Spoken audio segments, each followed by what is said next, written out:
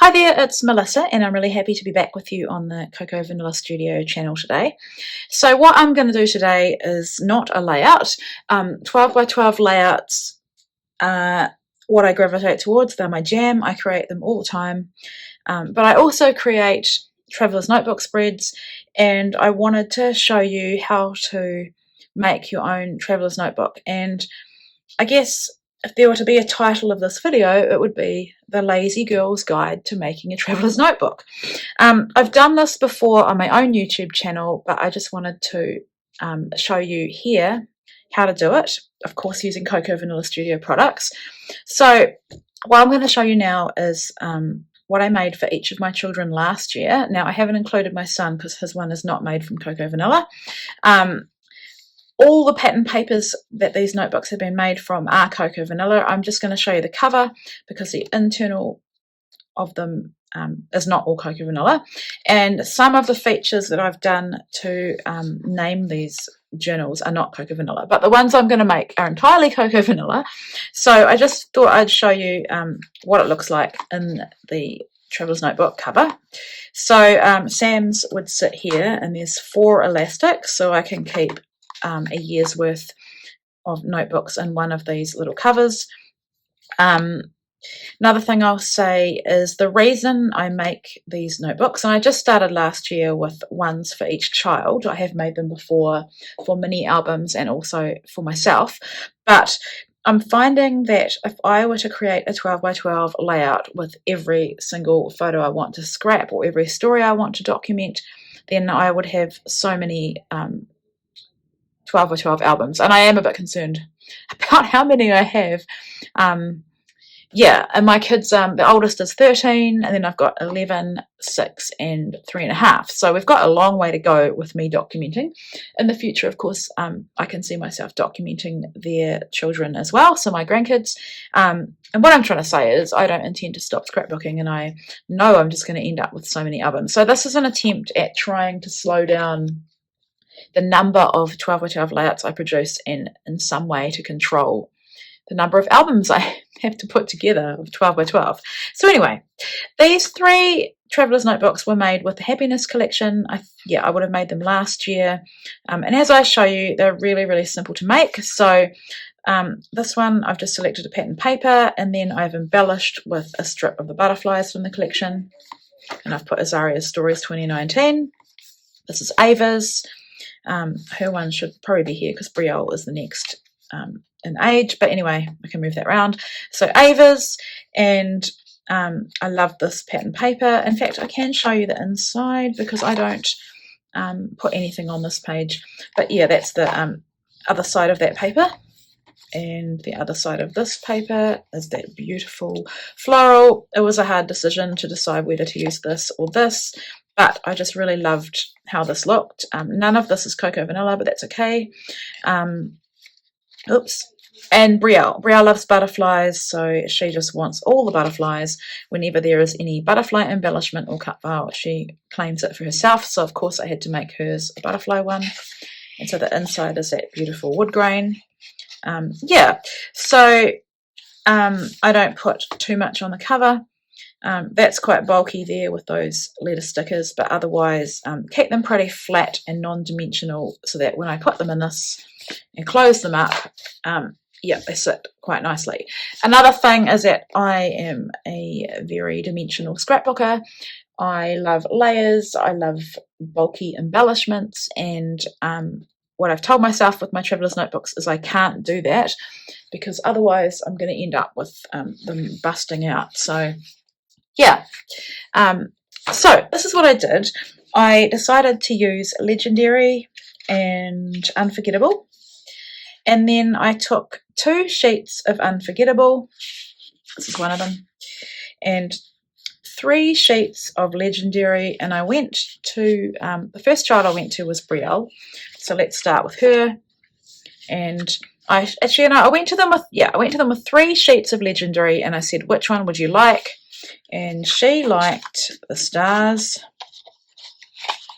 because I didn't want to just use Legendary. I wanted to use Unforgettable as well. She liked this, which Ava actually chose in the end.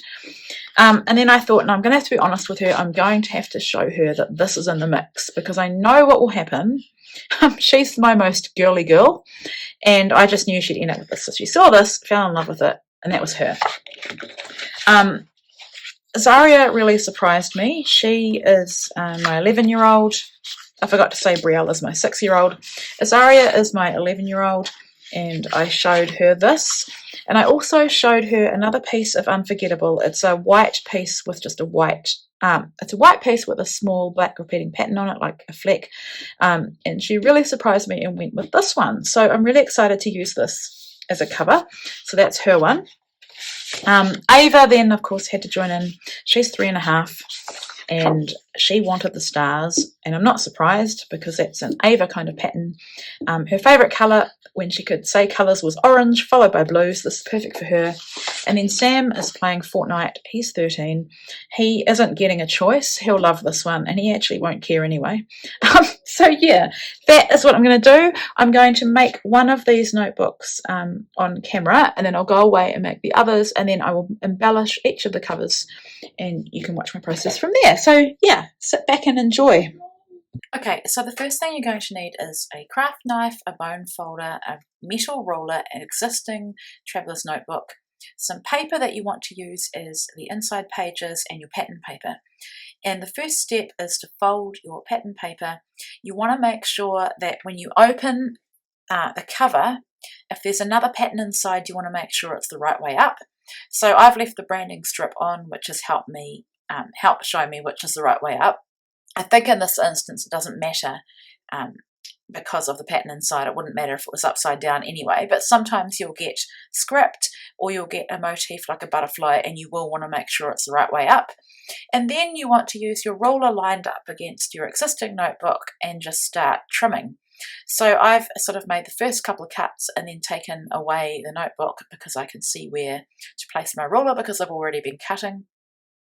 And then you want to do the same thing with the long edge. And so this just makes the cover very, very simply. And like I said, there's no measuring involved. You're basically just using the existing notebook as a stencil. So I'd say you definitely do need the metal ruler just in case. I think I've done this before with a plastic ruler and I ended up shaving a bit of the plastic ruler. So I'm just checking to make sure and it's the right size. The next thing you want to do is select your paper. There's meant to be 6 sheets, but by mistake I only picked up 5. But it won't matter. No one's going to know. I'm not going to look through my notebook and wonder why I'm a couple of pages short. So then you want to fold in half all of those sheets and use your bone folder to score them, just like so. The other thing you need to gather is a needle and thread. I use embroidery floss and I use it at a full 6 skein length, and I use a needle that's quite blunt at the end, quite big, because you're going to use a paper piercer. That's the other thing you need to make your holes. So I've got my papers folded, and then you want to put them inside each other. So starting with one, lining them up on the fold like I'm doing here.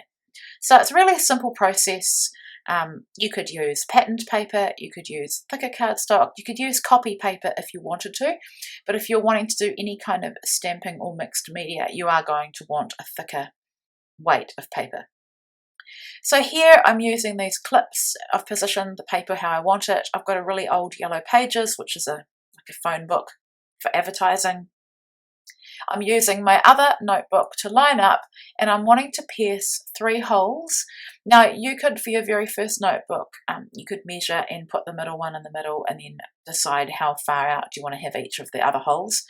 And what I'm wanting to do is use the pamphlet stitch with 3 holes. So you go down the center like I'm doing there, and you want to leave a little tail, and then you want to go up one of the holes, and then you want to pull it across the full length of the holes, and you want to go down the top hole or the bottom hole, whatever hole you haven't been down. And then you're going to come back up through the center, and you're going to bring your needle onto the other side of the thread that's already there, so that thread ends up sitting between both of the tails. although this one obviously is not a tail because I haven't trimmed it off, and then you just want to tie a couple of knots. So you want to pull it tight before you tie a knot, not so tight you're going to rip the paper, but tight enough to be a binding. And that is really as simple as it gets. Other ways you could do this, you could do the 5-hole pamphlet stitch, you could use a long reach stapler, you could machine stitch, but I find this is the best way of doing it for me. So then you want to get your ruler and line it up on the edge of the notebook, and then you just want to trim out all those pieces of excess paper. And the good thing about doing it this way is that it all ends up being even because you're trimming the paper off at the last step. So this hasn't turned out perfect. I'm using my scissors and it's no fault of anything except that my craft knife probably could do with a new blade. So, you know, this is handmade. It's not manufactured. It's not made by a machine. It's made by hand. And here I'm just showing you the 4 notebooks that I've made. So it does take a bit of time. It can kind of hurt your hand if you do a whole lot at once, but I think I made 2 one day and came back and made 2 the next day. So here I'm showing you the product that I'm going to be using. I'm using Legendary and Unforgettable, and the plan is to make 1 with Unforgettable, 1 with Legendary, and for the other 2 to mix them. So yeah, so I'm starting with Unforgettable, and I've had to speed this up quite a lot just because otherwise this video is already so long, it's going to be even longer.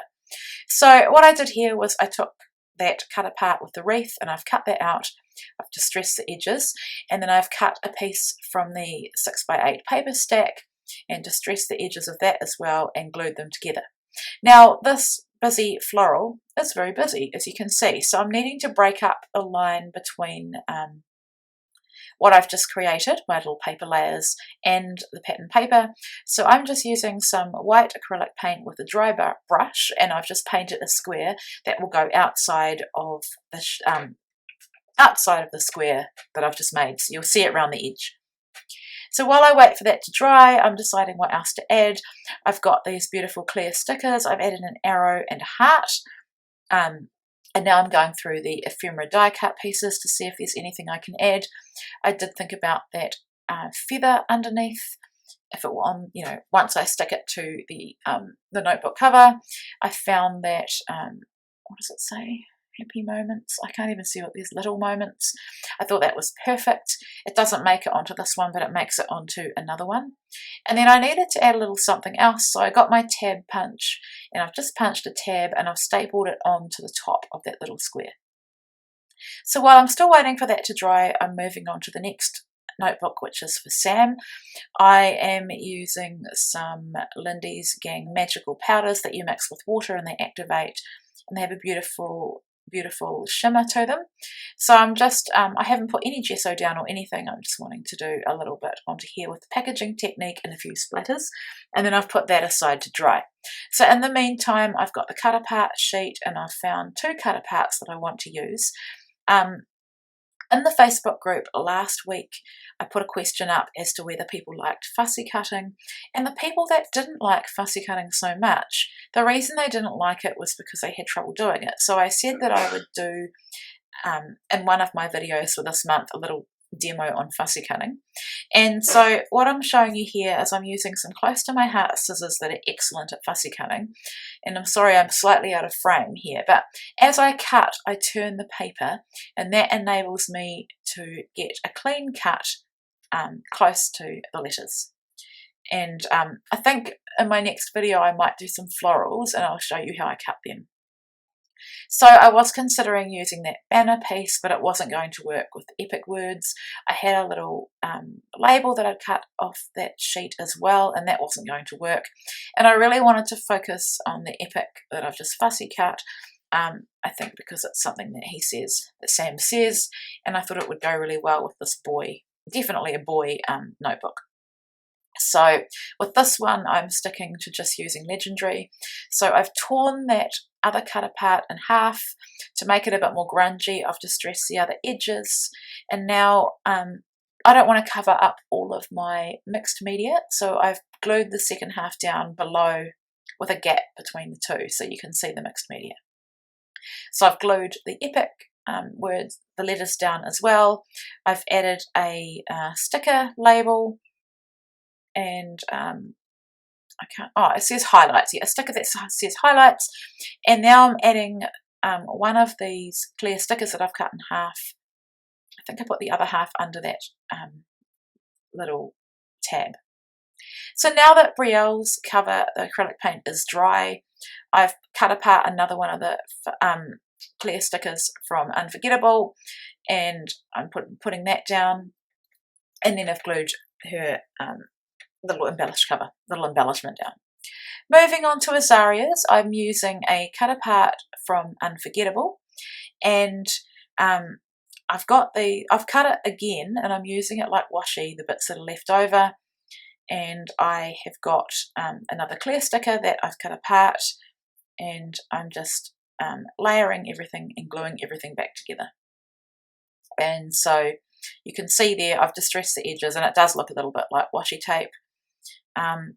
Handwriting the title, of course, and I quite like the fact that I've handwritten and not had to look for an embellishment, and then gluing that little die cut that I had before, and adding a butterfly just to add some interest. And I love the way this one turns out. So then on to Ava. I'm using that banner piece that I've cut apart. I've used two of the clear stickers underneath where this will sit. Distress the edges, of course. And then I'm adding just a subtle floral and a leaf. And I love that I've mixed Legendary and Unforgettable for this one. I love the subtle touch of that little floral. So yeah, those are my 4 notebooks. My kids love them. I hope you enjoyed this process. There'll be some close-ups at the end. Here, just to finish it off, I needed something else on Brielle's, and I went for that little heart sticker. So yeah, enjoy these close-ups, and you can find more close-up shots and details on the blog. Thank you so much for watching.